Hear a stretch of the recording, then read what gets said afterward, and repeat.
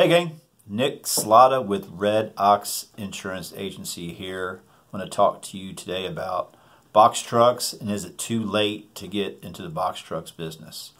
If you are new to this channel, please subscribe, hit the little bell so that you get noticed every time I send a new video out. Like this video if you think it's worthy of a like.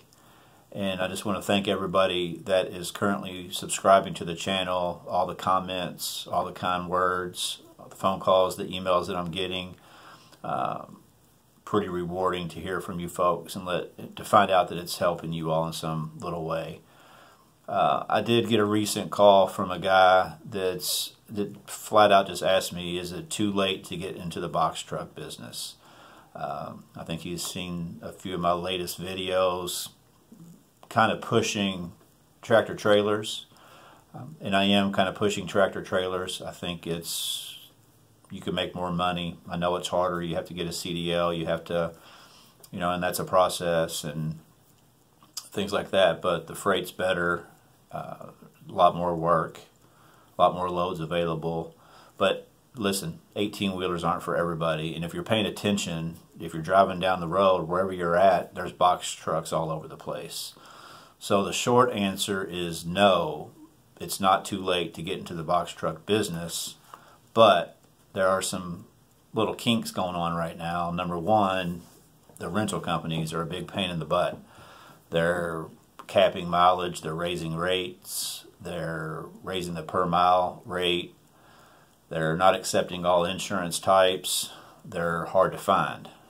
So I think if you're going to get into the box truck business, you have to just do some research before you start. I mean, you got to know how much the insurance is going to cost you, if a truck is available, if you can save up or buy a box truck. That's what I would recommend you do. It's so expensive to rent a box truck and try to stay under that mileage cap or pay that mileage rate in addition to the weekly rate. Listen, the fact of the matter is, in the last 10 days, I've had 3 clients call me to cancel their insurance policy, closing shop. A couple of them were because they just can't afford it anymore. They're renting a box truck. The rate was nuts. The mileage was killing them. They couldn't actually, drive as far as they wanted. I had one client that got a call from the rental, I think it was Budget or Enterprise, and they said, I need you to turn the vehicle in today by 6 p.m. or we're going to report it stolen. And it was because he had driven so much and they have these GPS monitoring devices on it, and they know where you're at and how far you've gone, and it was too much for them. And they made him turn the truck in. He even acted like he was not in his town where he rented it from, and said that he was trying to buy some time to find another truck to rent. So he said to the rental company, hey, listen, I'm out of town, I'm working, I'll turn it in when I get back in town a couple days from now. And they were like, no, we know exactly where you're at, you are in town, because we know exactly where the vehicle is at, because we have a monitoring system in it. So, it's tough.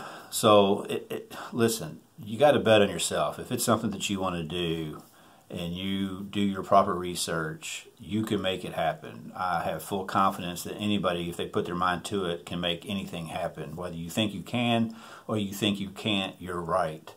So, just do your research, do your due diligence, try to go in, this is a business, this is something that you want to be long-term, that wants to provide for your family, and it's not something that you just want to do for a couple months and then close shop. I mean, make sure you know what to expect going in.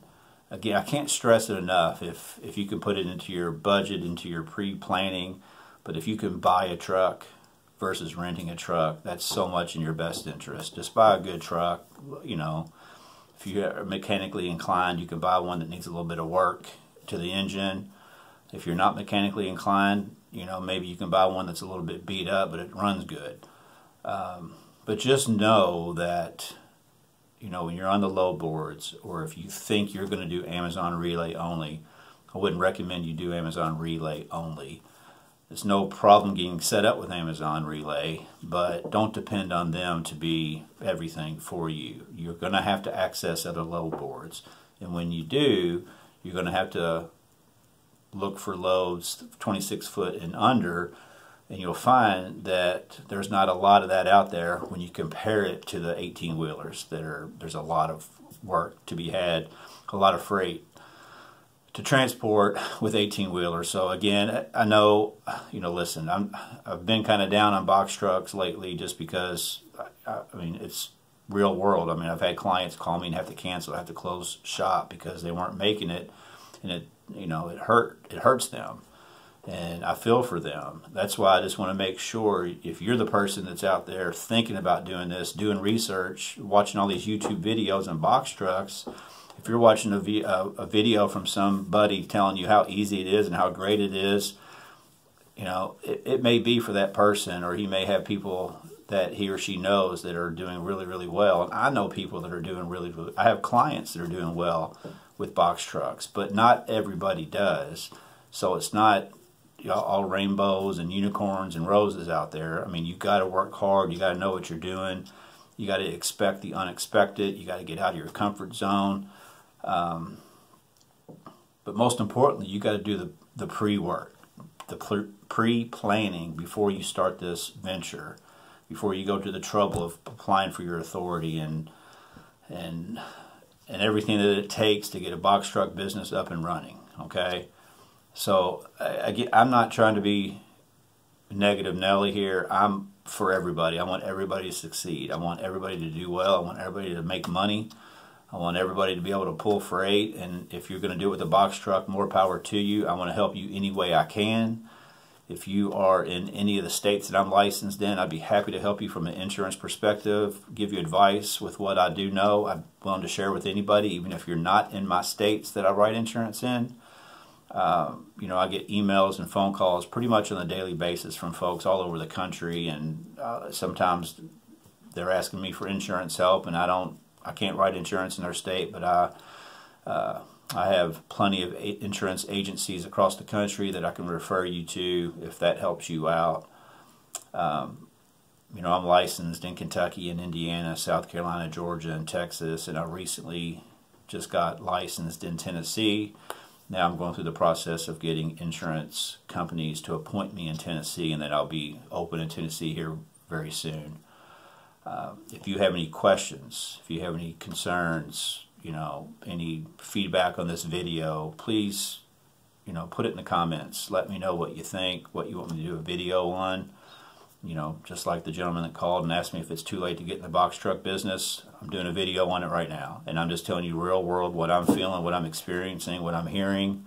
I've interviewed two different dispatchers recently, and they both said the same thing about box trucks versus 18-wheelers. I mean, there's work to be had for box trucks, but there's more work to be had for 18-wheelers. So just think about that. If you're capable, if you have the desire to do the 18-wheelers, or maybe box trucks are just entry into the business, and then you plan to grow to box trucks or graduate to the to the 18-wheelers. I'm sorry. Maybe that's your plan. Maybe you can start from the get-go with 18-wheelers.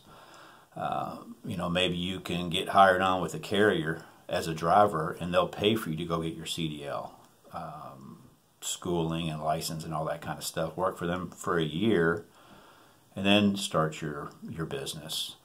But just, again, I can't stress it enough. The final time for this video, I'll say it one more time. Just do your research, do your due diligence, figure out what it's going to cost you to start this business. Think about buying a box truck versus renting a box truck, if you can do it, if you can afford it. Maybe you're not going to start your business for 6 months from now, so take that 6 months and start saving, start looking for box trucks. I mean, you're just not going to pull it up on Craigslist or Facebook Marketplace, and you're not going to find a list of box trucks for sale. They're just not out there because they're so popular. So many folks get into the box truck business the demand, it's a supply and demand thing, and right now the demand is very high and the supply is very low.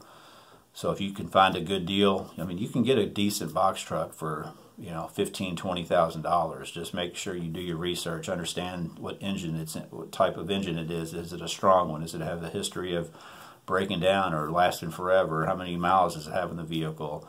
All that kind of stuff. Heck, you know, befriend a mechanic if you don't know one already, and you know, get somebody to check it out, go along with you, and look at the box truck before you decide to pull the trigger and buy it. So, you know, that's it. Listen, it's not too late to get into the box truck business. As I said earlier, there's box trucks all over the road. They're working, whether they're working local or they're going regional or they're going long distance. There's box trucks everywhere. So obviously it's still a viable industry. I wish you the best of luck. I know you can do it. Just put your mind to it, and you're going to come across roadblocks.